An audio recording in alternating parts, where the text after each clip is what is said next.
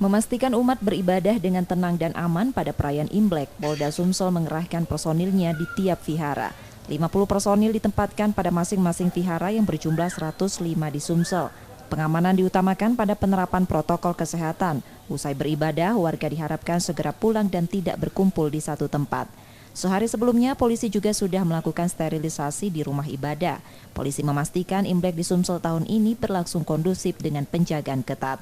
Sementara sebagai rangkaian dari Imlek adalah Cap Gome yang biasanya dirayakan di Pulau Kemarau Palembang, tahun ini tetap ditiadakan untuk mencegah peningkatan mobilitas masyarakat.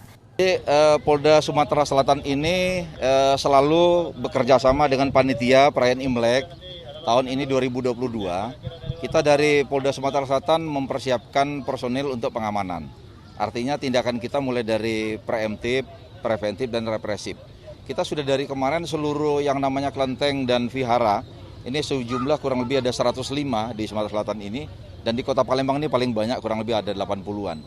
Hari ini kita turunkan hampir di setiap kelenteng dan vihara itu kurang lebih 50 personil ya, untuk menjaga baik dari jajaran intelijen, reserse, kemudian dari Sabara, Pamofid, Brimob, ini kita semua lengkap.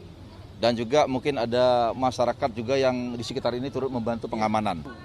Pada libur Imlek, pengamanan tak hanya dilakukan di vihara, namun juga di tempat wisata. Reski Oktora, Muklas Diferensial, Kompas TV, Palembang, Sumatera Selatan.